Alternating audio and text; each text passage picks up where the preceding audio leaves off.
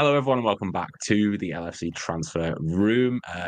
It's not really going on. It's another slow news day, to be honest. It's been a bit of a quiet few weeks. Copa America's on, the Euros is on, the Olympics are coming up. Like, there's a lot going on at the minute, football-wise. So transfer news is a bit low down, but that doesn't mean there hasn't been a couple bits. There's been a few departures. There's been a retirement in the past day or two. There's a player who that bid's come in for him. So we're going to go into all of it today. I'm joined by Dan, Paul, and Patricio. And yeah, we've got plenty to get into, despite the fact that there's not really a lot going on. And the FSG out people are going to be, getting angry, not to name names. But yeah, if you are new, make sure to click like and subscribe, because we are, support at the moment is incredible. So please make sure you're doing it. And if you're watching over on Twitter, head over to the YouTube channel, get involved with the comments. The only way you're going to get the comments in, pick some of them for today, go through them. If you've got any questions, anything you want to ask, go for it. Happy to get involved and read them out for you. And yeah, anything you want to know while we're going, any news that you can think of, put it in and we'll read it out for you. So Dan, start off for you. How are you doing? Oh, I'm doing good. I know the group chat knew I was off in a foreign land known as Maine, hiking for a couple of days, and now I'm back. And I was worried that nothing would happen while I was gone, and it turns out that nothing happened while I was gone. So it was not that bad. It was nice to see Trent do something good for England and not get the hate, because I was more worried about when he took that pen. Oh my God, what if he misses? What if he misses this? Because if he misses this, like he's absolutely just dead forever as like an England player. But the fact he scored was really nice for him. And if nothing else from this tournament, we can just say that Trent did not miss a penalty when it mattered. It seemed so scripted that after all the abuse he's getting, it would be so typical that he comes on and misses that. He was either going to score the winner or miss. Do you know what I mean? There was no in between. He was never going to play a sort of bit part role. Like, it was so written in the script that was one of those two things was going to happen. But thankfully he didn't. Thankfully we're still in it. I'm not saying it's coming home, but it's doing something. Paul, how are you doing? Slow day. Well, let's amend that. We don't know what Liverpool is doing behind the scenes. We suspect that they are very busy. But the fact that we don't know, we just assume that it's slow and nothing is happening. But knowing how the club operates, I'm pretty sure there's a lot going on behind the scenes. So I just want to, promise myself, just be patient, and I think we will be surprised. So let's see. You know what? To be fair, I'm not being negative when I say it's slow news day. Do you know what I mean? It's in this modern day, we all just expect like a transfer a day. So when something doesn't happen, it's deemed a slow news day. But you're absolutely right. I mean, it's not been busy per se on the sort of breaking news front, but everything behind the scenes, Slot's been in, Richard Hughes has been talking about how busy he's been. It has been a busy few weeks. And from what we're seeing in training, they got rid of the lactate test and brought in this new system that they've been trying. So the lads have been running their hearts out.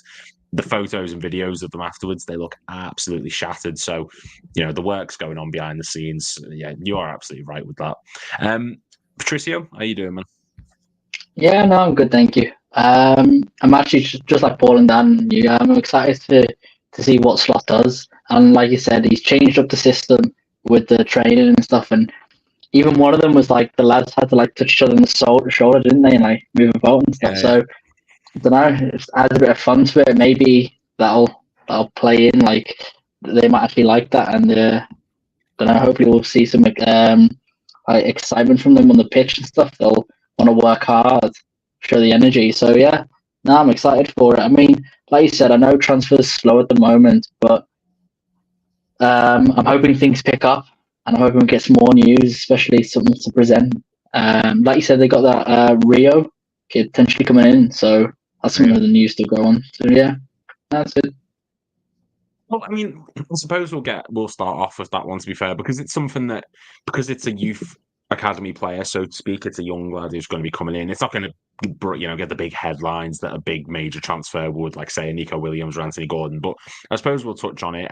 Rio Ngumoha, I believe is how you pronounce his name, Ngumoha. I'm sorry if I butchered that.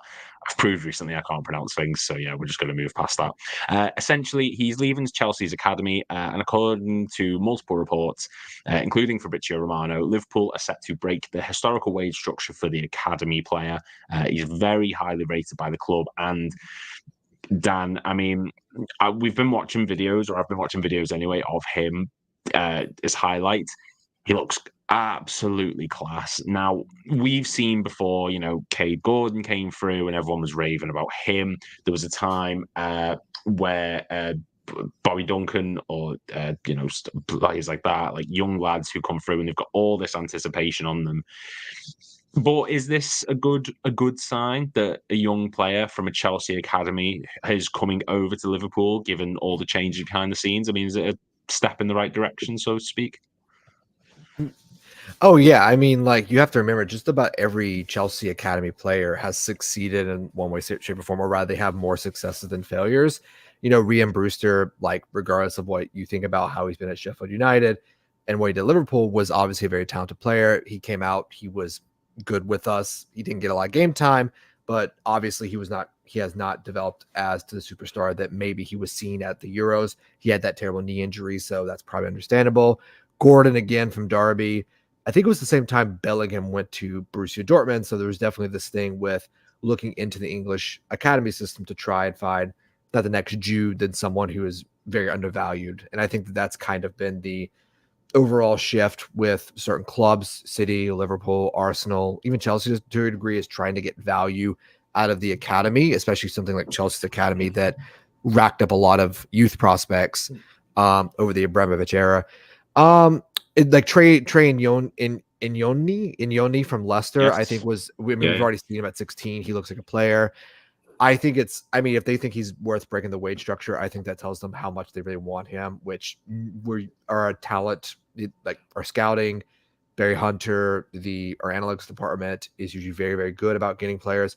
If they don't become world beaters, they're usually not, they're not bad players, to put it kindly. Like we have way more hits than misses, and even our misses, historically is like Anabi Keita, who was still a very great player that was just constantly injured, and that can be down to training, medical, the player himself, and a number of different factors. So for all the controllable factors, I actually think it's nothing to get excited about, because you can't get excited about citing U15 prospects to your academy.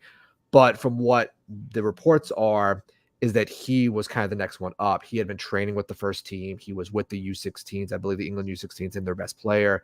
He's obviously kind of like the next rising star out of the academy that's not a teenager yet. No, sorry, that's not even a teenager yet. That hasn't even started like the prospect of like developing into his adult body. He's currently 15 years 15, old. He'll yeah. be 16 on the 21st of this month. So if you think about like how many players come out at 16 and 17 that are like amazing, it's like Messi and Owen and maybe Fowler, maybe like I think Owen was like 17 when he came out. So like unless like you're a generational talent like Messi, if he's coming in as a midfielder and he's still developing, and they already can see the talent that he has, like you can't go wrong with having a 15, 16-year-old youth prospect that could potentially be like the next like great England midfielder.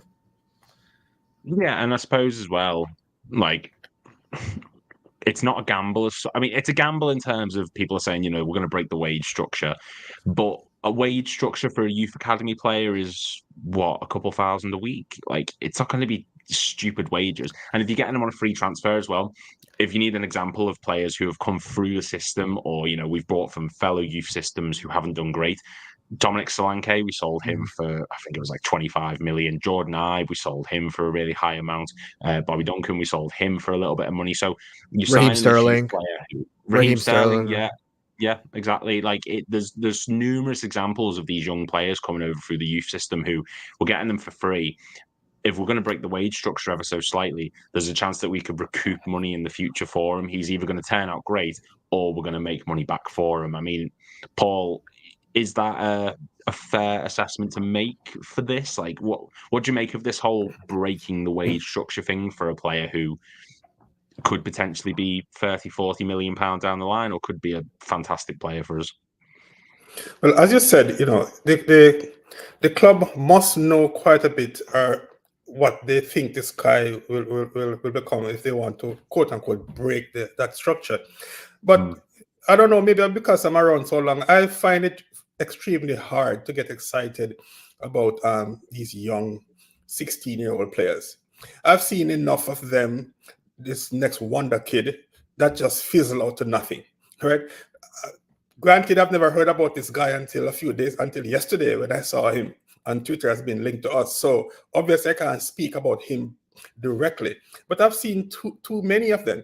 You could also ask the question, if he's so good, such a great prospect, and at 15, 16, obviously, he hasn't yet had that experience. And why would Chelsea be selling him or allowing him to leave? But then again, you could counter that by saying that's what Chelsea does, because Chelsea seem to be just grabbing as many young players as they can find, like by the dozens, and just, hopefully one or two will stick. But Chelsea is also one of those teams that see players get better when they leave. I don't need to remind people about Salah and De Bruyne, right? So it's you never know. But I also remember too when we were raving about when we signed Sepp Vandenberg, the next Dutch Van Dijk for, I think it was like 1.5 million, raising to 4 million because he was the next great Dutch centre back. Tall, good on the ball, everything that you need. And I think he's probably leaving now, and he has not played a single Premier League game for Liverpool, right? So it's kind of hard for me to get excited about these young 16, 17-year-old. So I just go with the flow. If the club thinks he's a prospect and it's worth it, then by all means. But it really doesn't. In any case, he wouldn't be able to make an impact on the club for the next maybe 3-4 years anyway, because he's just turning 16. So I don't think we should even be talking much about that scenario. That's just me, It's way too early to get excited about somebody like that.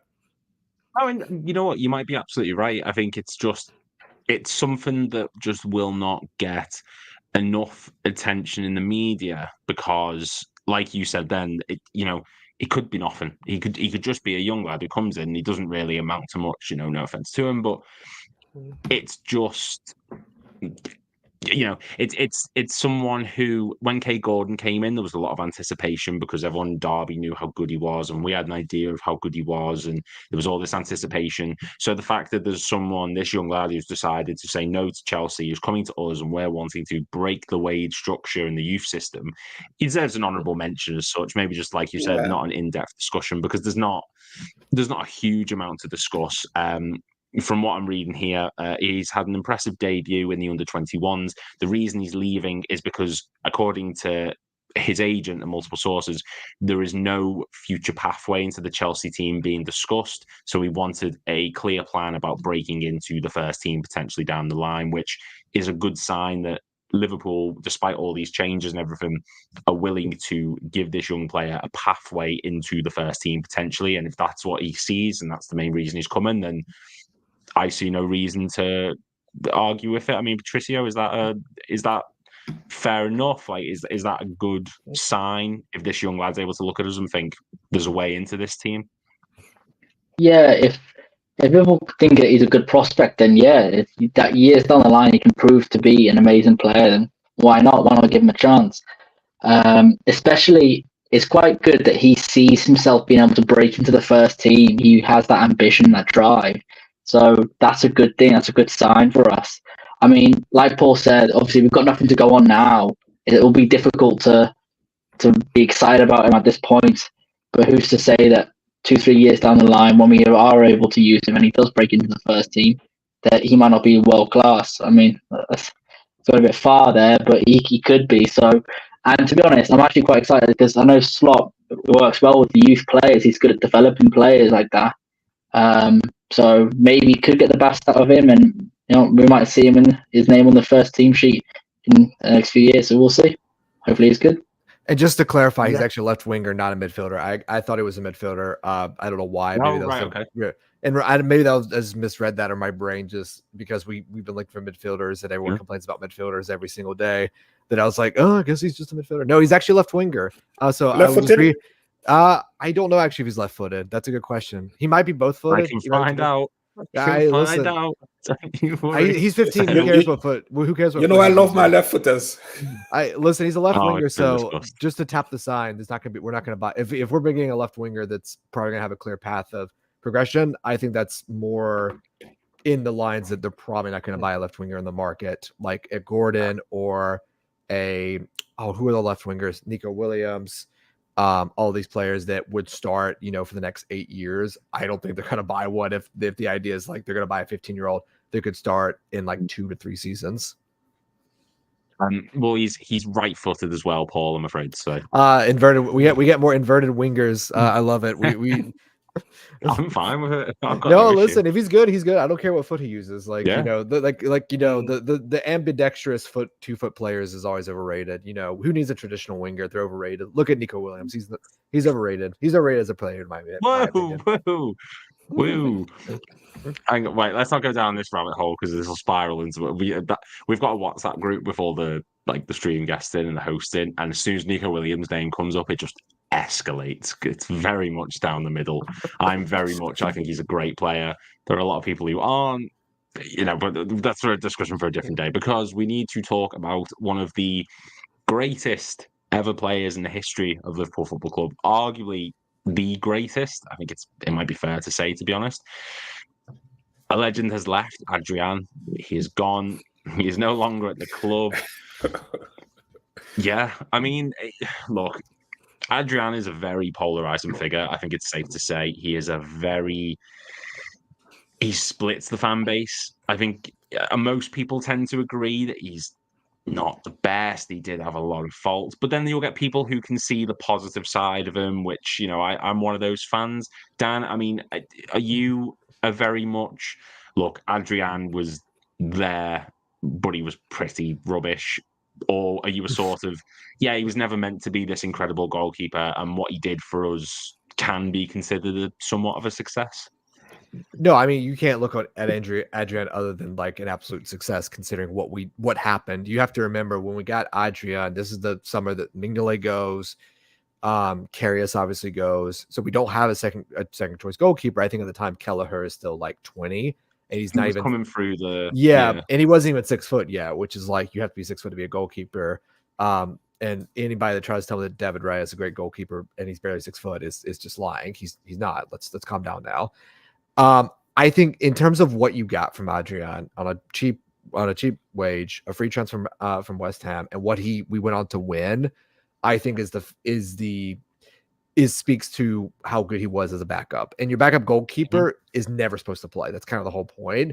And that's a very tricky position because you either have a youth player that is really good and promising and you can give them cup games, or they're a veteran like an Adrian who is decent but limited, but they're good in training.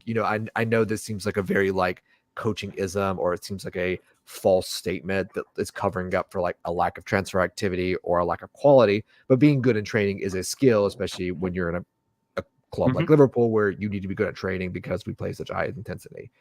I think on the whole, Adrian should be looked at like he did what he needed to do, and he did it well when he needed to. The only problem, this is kind of the thing, is that Atletico Madrid game, which happened right before COVID, that if Adrian just kicks the ball to touch, we probably win that game. Granted, COVID still happens, so who knows how well we do in the Champions League, but that's the one mark you can use against him, and that's fair, but he's also your backup goalkeeper, and it was just a mistake. And again, like Liverpool could have defended, maybe they could have defended better, maybe Madrid missed a chance. A lot of things could have happened, but he did what he needed to do. I mean, coming in and winning the Super Cup, he helped us win the league. I don't think people realize that. He literally goalkeeped for like 10 or 11 or 12 games. He did a third, I think, of the league games that year and helped us win the league. And that we can't stress that enough, that like he was one of the crucial elements to start that run that essentially led us to crush City and then won the league on a canter. Like and all the power to him. And we won every trophy we have under Adrian. So, do with that as you will. I know he played more of a crucial part at the beginning than at the end, but he also allowed us to also bring Kelleher through, and Yaros, and hopefully Pizzaluga and Harvey Davies, all these very talented young youth goalkeepers, and we didn't have to force them. And also we didn't have to spend money to market for a backup goalkeeper which you can imagine if Adrian did not come in that year after the Champions League final and Alisson got hurt in Norwich, the one thing people would have screamed about was like, need to buy a goalkeeper ASAP. Where's Ben Foster? Give Watford 20 mil for Ben Foster or some other backup goalkeeper at the time to help us win the league. So I think he did everything he needed to do. He was limited. He did his job.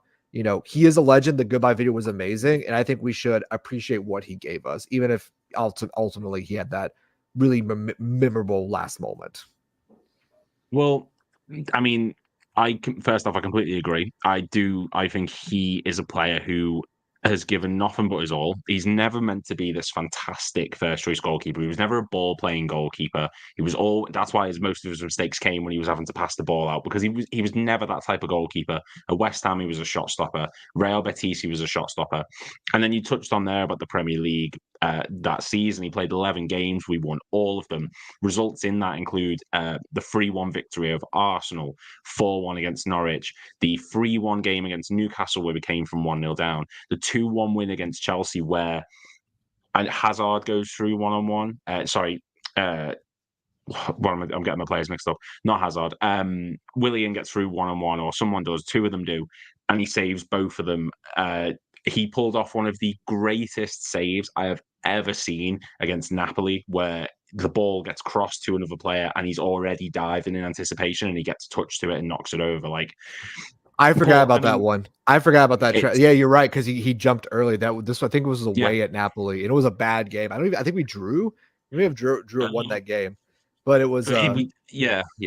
But it was one of those weird games where we played absolutely terrible and like we somehow pulled out a result. And I remember that save now, and I honestly completely forgot about it because of the Champions League and how it went. Sorry, Paul, I didn't mean to interrupt you there. Honestly, he was never a fantastic goalkeeper, but I mean, Paul, like as a free signing, as someone who like we said, he was never meant to be the first choice. He was just meant to be a third choice option when, let's be honest, you do need 2 or 3 options. We could have done a lot worse. He won us a Super Cup. He performed in that league season at the start when Alisson was injured. Like, yes, there's the Atletico Madrid game. Yes, there was the Aston Villa 7-2 defeat and a couple of other mistakes he made, but we've definitely had worse, surely, down the line. Oh, yeah. I mean, we signed him to be a backup. I think he played like about 120 games or so for West Ham. So if a player with, that amount of experience, if you're going to sign him as a backup, then obviously you know that he has his limitations, he has his faults, he's not the number one, but he's a capable backup. And backup goalkeepers are backup for a reason. They will have a string of great games, but then they will throw in a couple of stinkers. So that's just the nature of it. Alisson is probably the greatest goalkeeper in our history, and he has had some stinkers too. I believe he's the reason we lost 5-2 to Madrid at Anfield, because we were leading 2-0, and then he was at fault for the next 2 goals. So I don't know if you guys remember. But Alisson is probably the best goalkeeper we've ever had, but he ever had some stinkers. But because Adrian has not played that many games, we tend to remember the few stinkers that he has had, a bit more than the great performances, because when a goalkeeper, does his job and the team wins, whether it's 3-1, 4-1, or whatever it is, nobody, even remember the goalkeeper. But when you lose because he has a stinker, then it just kind of ingrained in our memory. So he wasn't the greatest, but he was a capable backup, and I think he was a free transfer, if my memory serves me right?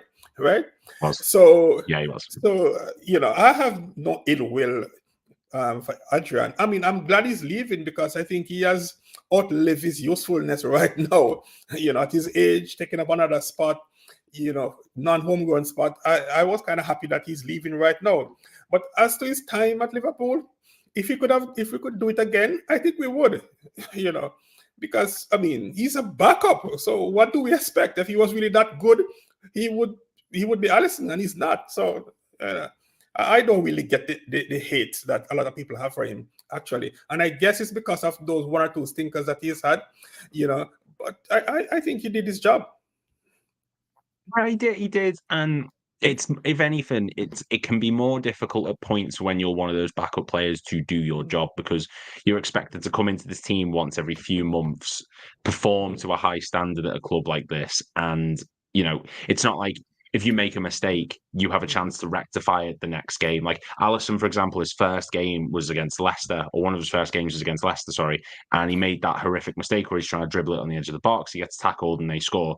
If he's then gone for the next game, and the next game after that, and the next game after that for the next 6 months with no chance of recuperating it, he's going to get remembered for that fault. So it can be more difficult for a backup keeper.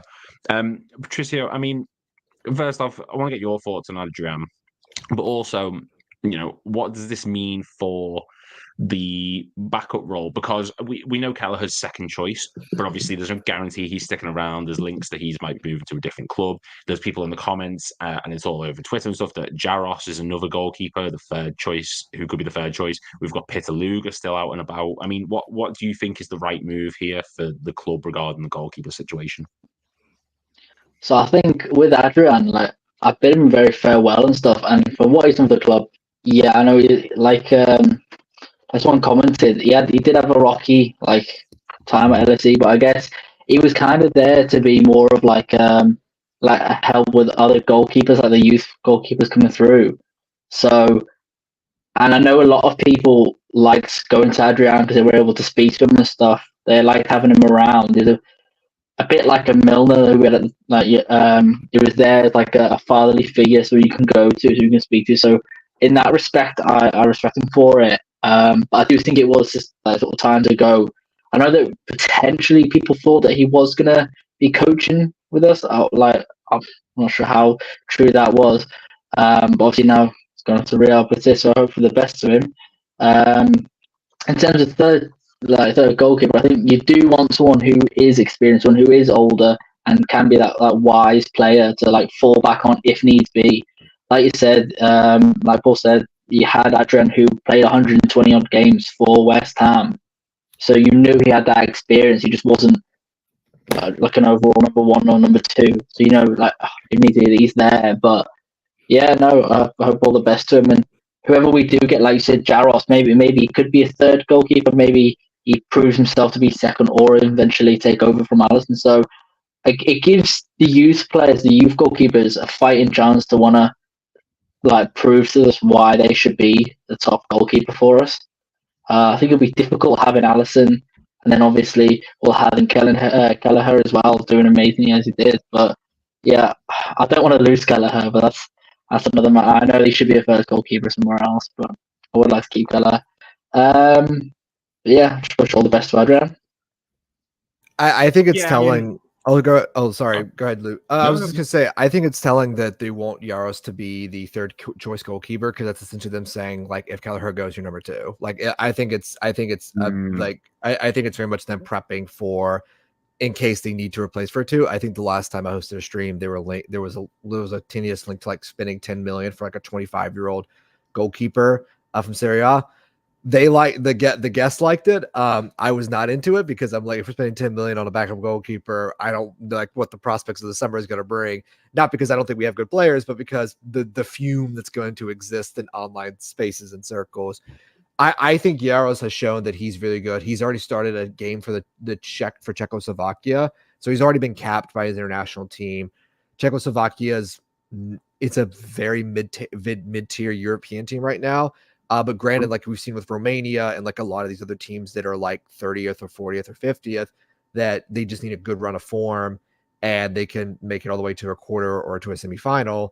And even potentially they may even qualify for the World Cup. So I think Jaros being the third choice goalkeeper is them protecting themselves. So if Kelleher does go, which I think is a very strong possibility, just because I think someone is going to need a goalkeeper and they're going to offer what Liverpool want, which I think is 15 to 20 million or something like that. Celtic.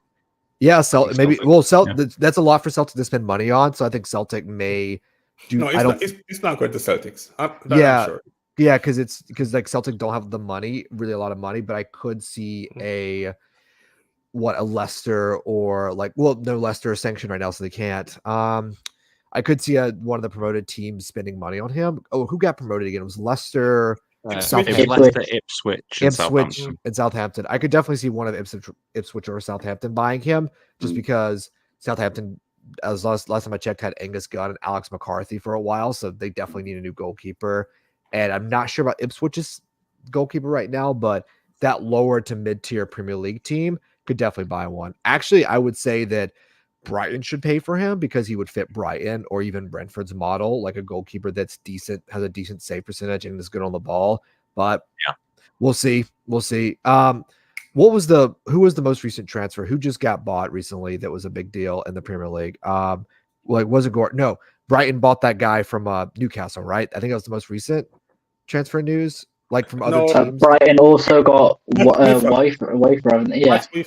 Yeah. yeah. Oh yeah. Which I know you're so sad. I know Paul's so sad. He's just like he tore his hair out because Max went to he did go to Bayern, right? It was Bayern. No, Brighton. That's right. He went to Brighton. Okay. Yeah. And I think Pauline is going to Bayern. So I could see one of those mid-table teams take a punt on Kelleher. I would actually say maybe Newcastle should do it just because Nick Pope's getting older. He's injury prone. And they could probably get someone who's better on the ball, but that's just me. I know, Jamie, you said they probably want 25 plus. I also think with Liverpool, it's not just the money up front, it's the structure of the deal. I know we'll talk about Nat Phillips here. It's not just the cumulative money, but how do you decide to pay it? I think is what they really try to settle on. Because Benteke a couple years ago, like Crystal Palace's like payment plans were like, oh, if he wins the Ballon d'Or, we get Champions League. And they're like, no. You can't do that, Crystal Palace. You have to have reasonable add-ons. This is the thing. Like nowadays in football, contracts aren't just here's money, here's how much we'll pay. There's look at Anthony Martial at United. Like there was Ballon d'Or clauses, there was certain goals reached clauses, there was game time. Like any team can structure any transfer the way they want. Look at Chelsea. Like they're doing 8-year contracts in micro payments, and teams can afford it if they get the right deal. And like Jamie was just saying, like no one's paying 25 mil for Kelleher, in my opinion, but we'll see. I think there's a lot of clubs out there. I think he's gonna stay on. I'll tell you what. Go ahead, Paul. So it's not just the 38 games we have in the Premier League. With the 2 domestic cups, we are in the Champions League. We are probably going to play 55, 60 games, right? Probably closer to 60 if we go all the way. But we're going to play plus 50 games. Mm-hmm. If we have the ambition to do well, to compete in the Prem, to compete in all of those leagues, we all know that Alisson will not be able to do 55 games. So if we go to Kelleher and says, listen, Adrian is leaving. Adrian was on 60K a week. Kelleher, I think he was on 10 or 15K. We are going to give you 60K that Adrian was getting. So that's like 4 times increase in his salary. We are going to guarantee you all the cup games. That's the FA Cup and the Carabao Cup. And of course, you're gonna get some games because Alisson will need a break. If we can guarantee 25 games a year, and that's 60K a week, I think that would be he would be more interested in something like that than to go to a mid-table team or a lower-table team where you have the risk of being relegated when you're going to be having tons and tons of goals being popped past you every week because your team is so poor. So I don't think it's a foregone conclusion that he leaves, if we make him a deal like that. He wants to play. Of course he wants to play. But sometimes to stay with a winning team might be even more attractive than to go to a team at the bottom of the league where you might not enjoy playing down there. Yeah. Well, look at Steven Ortega, for example. Like he's good enough, he could go to a magnitude of different clubs, but he's staying at Man City as the backup because he's winning stuff. And he's coming number 1 next year because it's leaving. Go ahead. Oh yeah, no, I was just gonna say. So I take the whole contract thing and giving Kelleher a long-term contract. The balance there is the fact if you give him too big of a contract, then you can't move him off your books, and then you're just waiting for the contract to expire and eat that cost, and then take whatever you have left over and then reinvest it somewhere within the squad. So I take your point. I don't think it's a foregone conclusion that Kelleher goes. I'm just assuming from what Kelleher wants and what I think what I'm speculating that they're looking to do is that try and find Kelleher a good landing spot. I don't know how many years he has left on his contract. I don't know if it's 2.5 or 3. It's around that mark anyway. Yeah, so there's definitely a thing where, especially and I think that we'll probably see more of this potential outs as the summer ends, rather than right now in July. I think we're at least going to see at least the first preseason game before anyone actually leaves, except for I think Calvin Ramsey is the only one who went on loan, and except for people who've already earmarked for loans. I think anybody that we're going to sell, they're going to probably get the first preseason game up towards that, maybe in a few behind closed doors games, before they make any decisions about that. Well, Richard Hughes said that. He said that the main reason there's not been any activity is because you've got the Euros, the Copa America, the Olympics coming up. So you're not getting to work with a lot of these players. They want to get into August when he actually gets to spend time with the players and then go from there. And Healer says, like, right now I count 6 players in our first team that have contracts that run out next summer.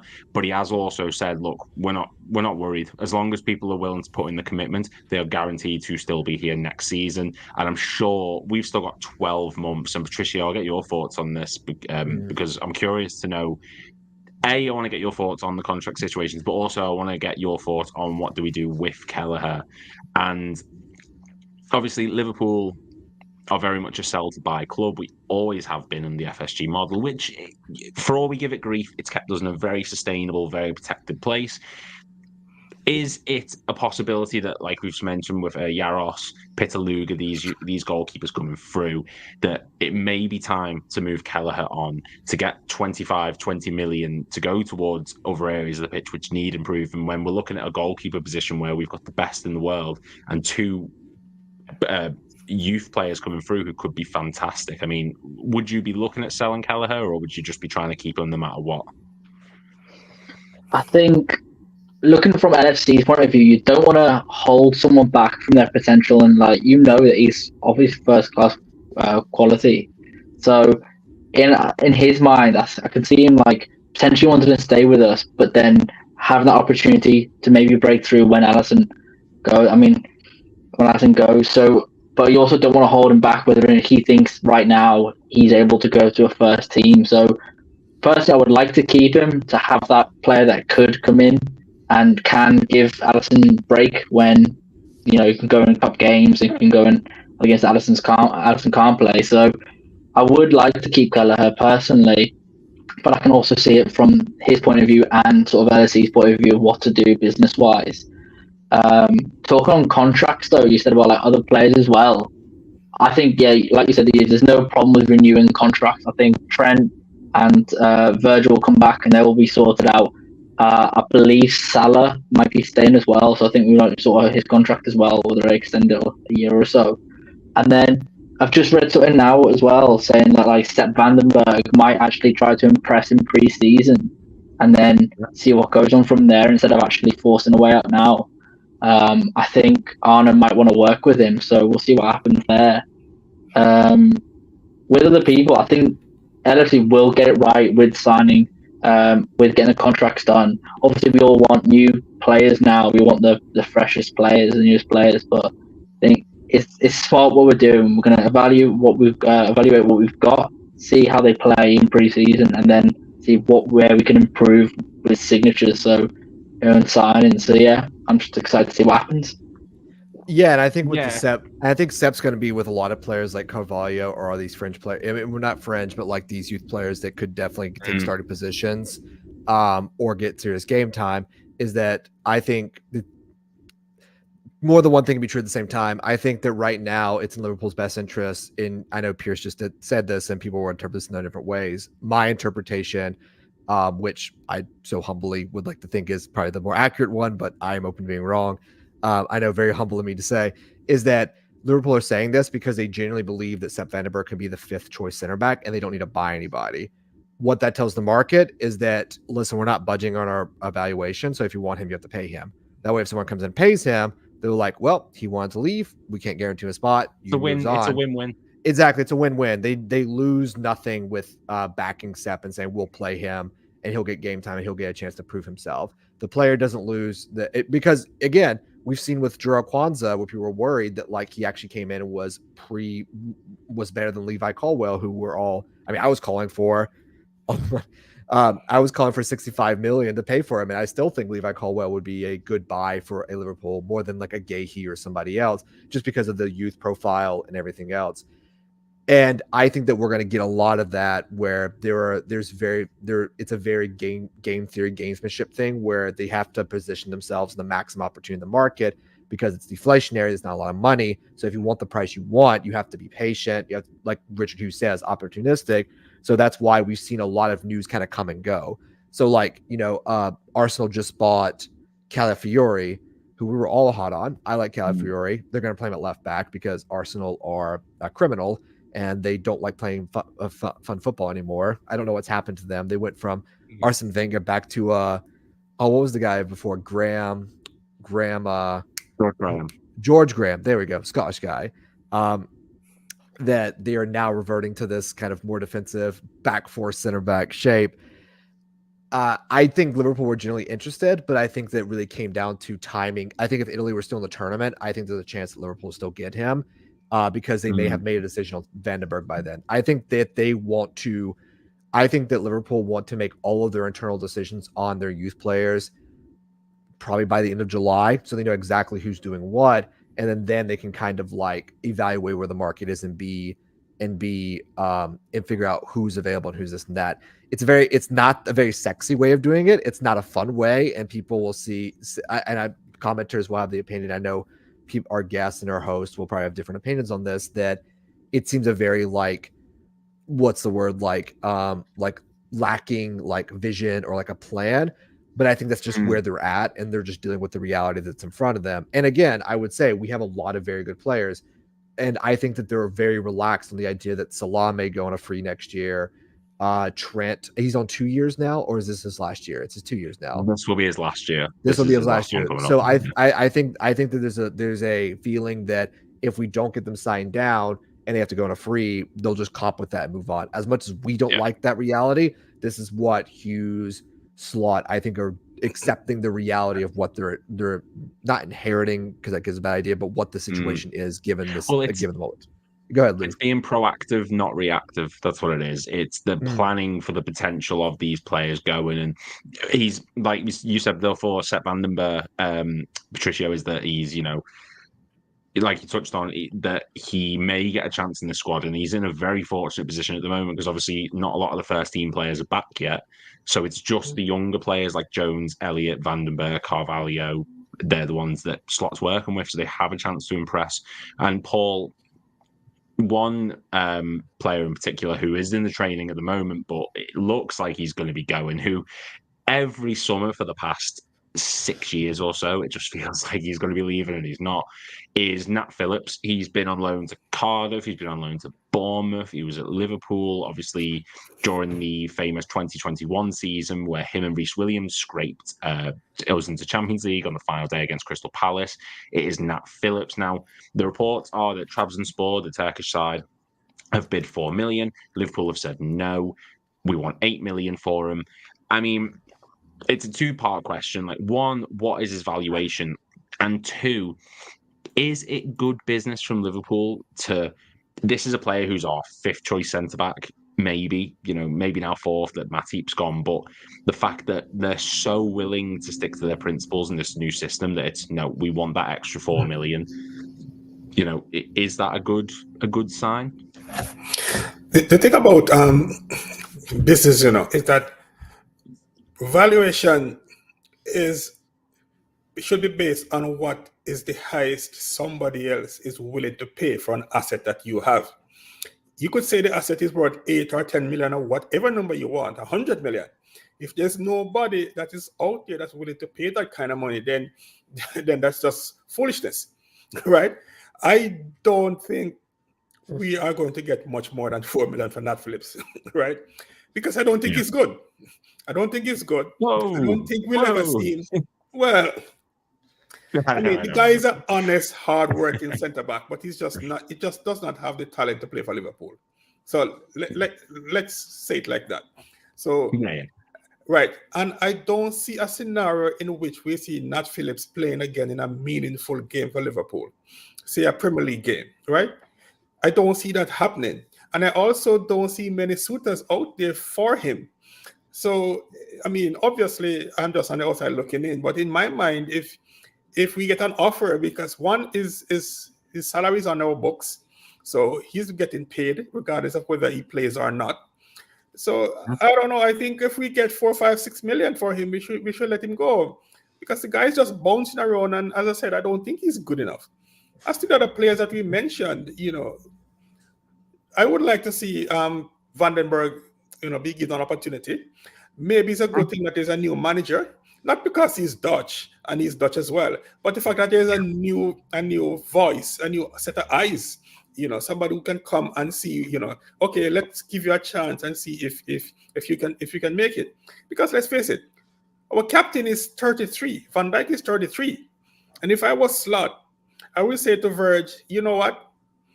I am not going to play you in any FA Cup or Carabao Cup games as long as we are in the Champions League. We are going to keep you for the 38 Premier League games and the Champions League game. FA Cup and those other cups, maybe if we reach like the semi-final or so on, then fine.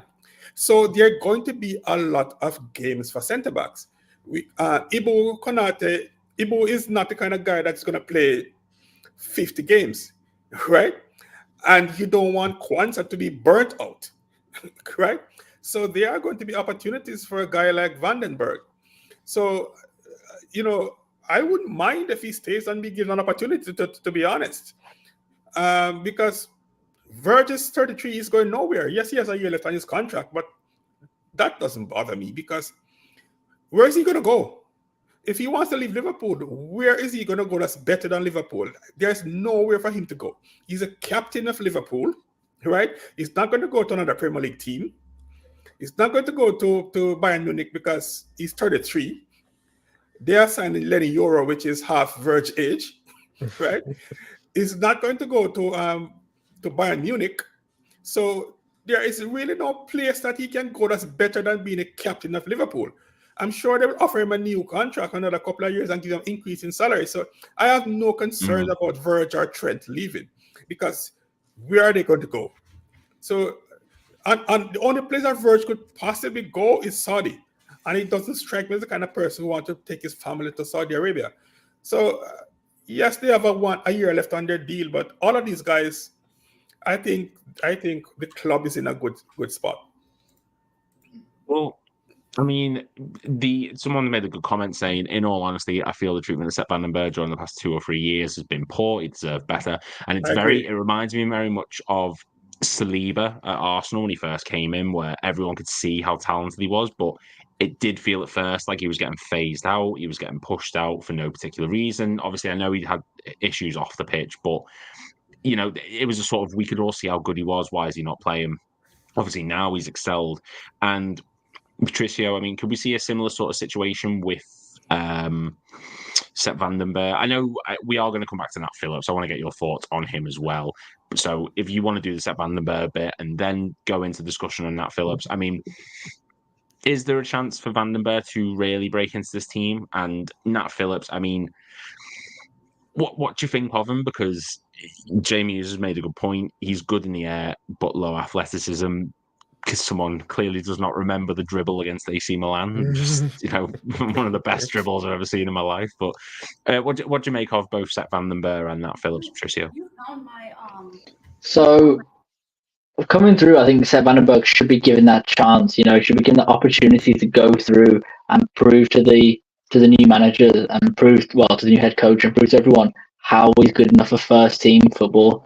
I think it does make it easier that they're both, like they're from Holland. They're both Dutch manager and a Dutch player. So, and they're both from Zwolle, I believe.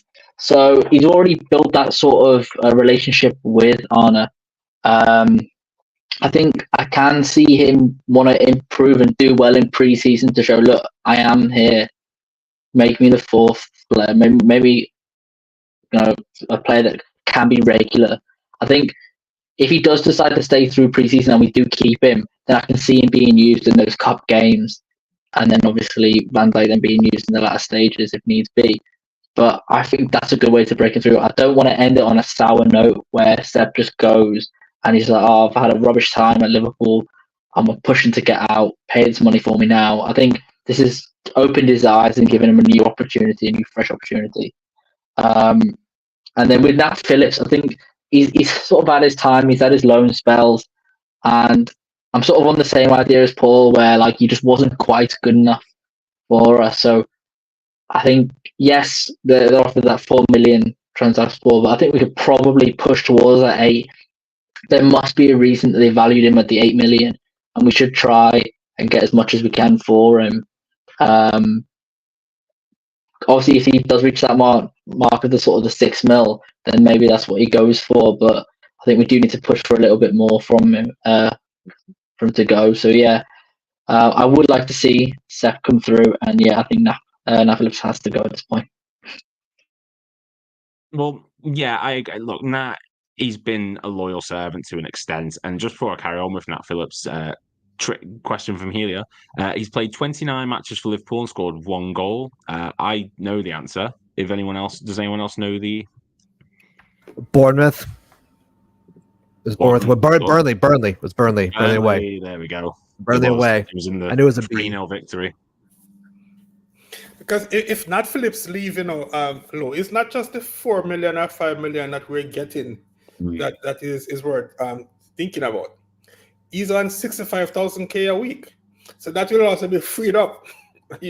So for a guy that you don't want, that we don't think is good enough to play for us, that's quite a bit of money. The wages, yeah, yes, he's a homegrown player, but he's also another person in the squad that we don't need. So I think we should let him go. Yeah. Look, Nat Phillips is your typical English defender. He is the old school style of defender. He's not the prettiest on the ball, but he takes no grief from anyone. He is very, very good in the air. He is a brick house. Like he's not the prettiest to watch, but in terms of like rugged physical defenders, I'd say he's one of the best I've seen for us in a long time. Like not to say he's one of the best defenders I've seen for us, but in that season, the 2021 season, where that picture of him and Reece Williams and the bloodied and they've got cuts, and he was a physically imposing player, and he's got a particular place in Liverpool history. With that season, he was called upon when no one thought he was going to be, and he stepped up, and he would benefit so much with going to a team who's just been promoted. Maybe not a Leicester because of the way they play, but like an Ipswich or maybe like a Southampton or something. We saw it with Bournemouth when they were coming up from the Championship. They got to the playoffs. He was instrumental in that team. So he's got a place in the Premier League. He is definitely a good player. Like you said, reminds me of Kurt Zuma, that kind of player. Yeah. Good, strong, good in the air, but trash on the ball. He's not that bad on the ball. That's the thing. He wasn't that bad on the ball. He just wasn't fast. Yeah, exactly. And that's not his fault. That's just He's not worse than Max Killerman, who just went to West Ham for like what 50 mil? What was it? 40 on a 7-year contract. On a 7-year contract. Yeah, no, which is like he's gonna be a lifetime player for West Ham. No, I totally get what Paul's saying. And listen, my thing about Nat Phillips that I think it's always been a litmus test for Liverpool's internal consistency, I would say, on evaluating players. I know what Paul, you mentioned, like how do we evaluate players? What's the highest we're willing to go to? That's the valuation. I think that in a seller's market that would be more accurate. In a seller's market that'd be more accurate, where prices are extremely high. But when you're in a deflationary economy where it's a buyer's market, and by that I mean like every day things are going to be cheaper theoretically as the summer goes on, so it's testing those limits. You have to have an internal, and I imagine Liverpool do. They're like, based on his experience, his youth development, where he's been at, like everything else, his skill level, what's been evaluated by players similar to these KBIs, his key indicators, we value him at this. Now, it doesn't mean they always sell him at that, because someone could come in for 6.5 and it's in like 2 payments over 6 months and they'll sell him. Like it's more about having that that face forward. I had to say this in the way this kind of public facing, like we're not going to bend over anything just for any player, and whoever's agent is negotiating these transfers, because transfers don't usually go club to club. There's always an intermediary that they're probably saying, actually, they'll take around this much, or we'll take around this much in this structure, et cetera, et cetera. And that's more been the frustrating with Nat. And I think that's just down to COVID. If COVID doesn't happen, Nat Phillips was probably sold 3 seasons ago for like £8.5 million.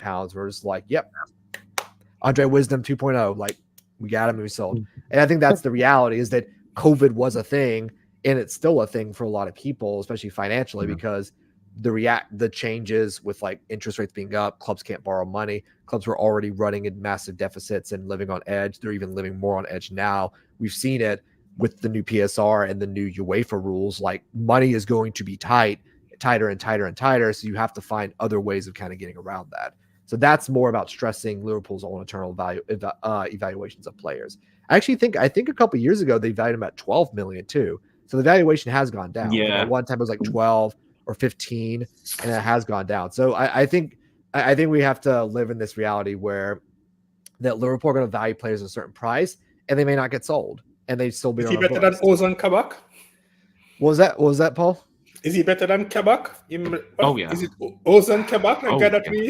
I think after watching him, we can all say that he is better than Ozan Kabak. I think in 2020 when we were linked to Kabak for like 35 minutes from Schalke, I think that you can see that Kabak was overvalued. I actually don't think Kabak's that bad. I think he's just mid. I think he's Nat Phillips, but like less consistent. Like I think Nat Phillips' ceiling and floor is very low. I think Kabak's floor was low and his ceiling was slightly higher. So do you want the more consistent 6 out of 10, or do you want the one that's going to be a 5 or a 7? Do you want a worse as well? Oh, go ahead. Kabak was. Everyone expected this incredible ball-playing centre-back because he was young. He'd just come from Schalke. There's all the connections to Wagner, all these different things that were linking it. Everyone's like, oh, yeah, great young prospect. Nat Phillips is good at what he does. He's not an elite-level centre-back, but he's good at the things that he's good at, which are just getting rid of the ball, breaking up play. He's a physical monster. And he was never meant to be this exceptional thing, whereas Ozan Kabak was viewed as this potential, oh my God, he could be a fantastic long-term thing even after the loan ends, we could buy him. Everyone knew what they were getting with Nat Phillips, but because the expectation on Kabak was so high to an extent, we dropped much lower than we did with Nat Phillips because we knew what his limitations were. Yeah. No, and I think with the Vandenberg situation, I know Patricio and Paul have already mentioned it. I mean, I think Sepp's a very good player. He was one of the best defenders at Mainz, and Mainz were not good this year, which if you're a good defender in a bad team, there's usually something there. So even if he gets a chance and it doesn't work out, you can't say that we didn't give him a chance. I know some people have said they felt bad for Sepp.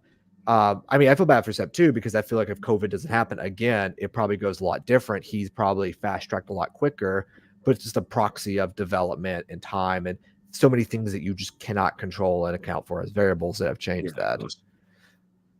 Also, no Kareem Adeyemi. I just want to say that we're not buying Kareem Adeyemi. I wanted him last year. He's not good anymore. Yeah, there's been stuff that's been sort of breaking as we've been going. So there's a lot to cover, but I don't want to take up too much because there will be another stream tomorrow. Make sure you tune in. There'll be one 7 p.m. UK time. There is every single day. I think do Spain and France play tomorrow, or is it because I know England play Wednesday? Is Spain and France tomorrow? Is it right? So 7 p.m. just before the match. There'll be no match on during it. Patricio, I mean, I'll give you this one. I know it's not a Liverpool question as such, but we've sort of gone over Nat Phillips, and we've only got like a couple minutes left. But who are you picking in the Euro semis? So you've got Spain and France. You've got England, Netherlands.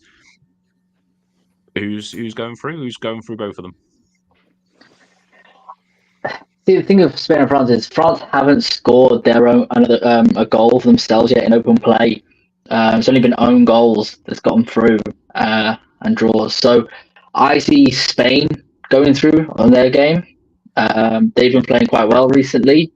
That's when Nico Williams has been shining, and Yamal as well. So I see Spain going through, and then I would like England to go through, but the way we've been playing the Southgate, I don't know if I can see that happening.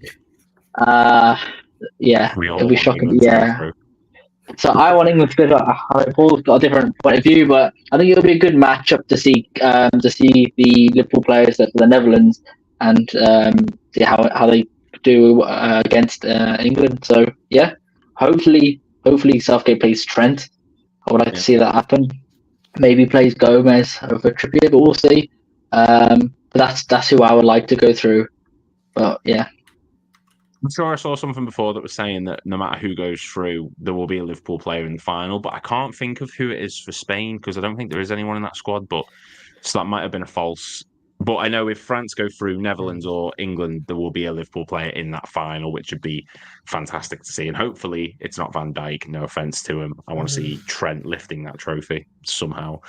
But we are going to shoot from there. We have just reached the hour, so we are going to have to shoot. As I say, come back tomorrow. Come in every single day, 7 p.m. The times have changed, so yeah, 7 p.m. UK time for the daily streams.